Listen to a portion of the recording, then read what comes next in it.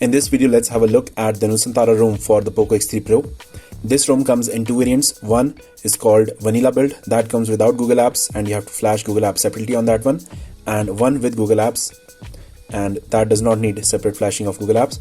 Here's the launcher that this ROM comes with, and here you can change stuff about the icons as you can see here, and also change the default icon pack.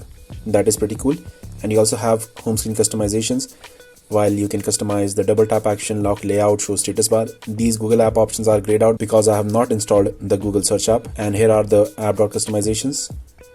As you can see here, you can toggle to switch between home screen dock and all themed icon apps.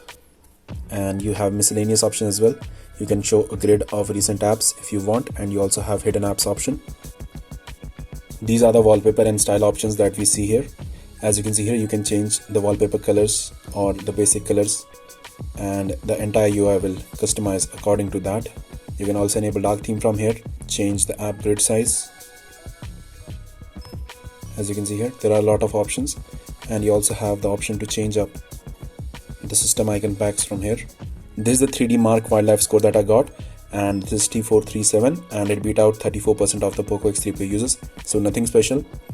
And here is the Geekbench score, 756 and 2351 for multi-core. And on PUBG you can find the option for 90 FPS as you can see here on smooth, so that is great.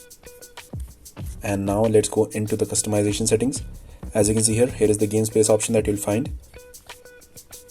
to prevent any distractions while you're gaming. And here are the theming options. As you can see here, you have the option for dynamic status bar and navigation bar. You have Nusantara blur style, you have phone style option as well. You can change up the font quite easily from these settings, and you can also change the icon pack to your customization needs, and also the icon shape.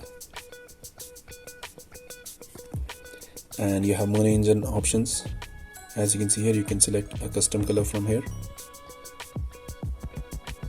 and you have the option for black theme. This will force a pitch black theme, and this is the Nusantara clear theme as you can see here. And here you have certain notification options as you can see, and in-call vibration options are present as well.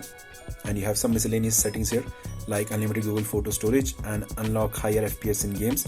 So this is the option that allowed me to enable 90 FPS settings.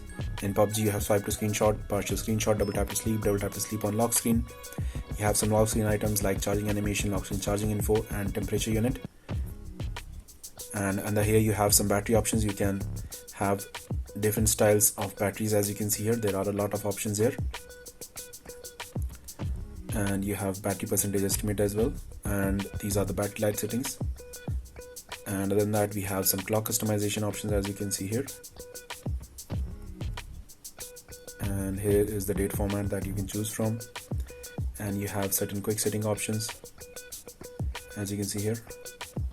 You can pause and have a look at any options that you are interested in. And here is the traffic indicator options, and you have the icon manager option as well.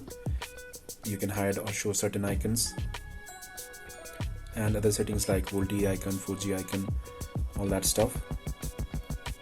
And here you have some button options like volume rocker wake, and you can also show the volume panel on the left like this. And you have certain navigation bar options like this, and you can change up system navigation options from here. You can change the height, pill length, pill radius as well, pill margin. You can also enable full screen gestures, and it will entirely hide this gesture pill. At the bottom you have 2-button navigation and also 3-button navigation option present here. And you have double tap action, long press section, that kind of stuff.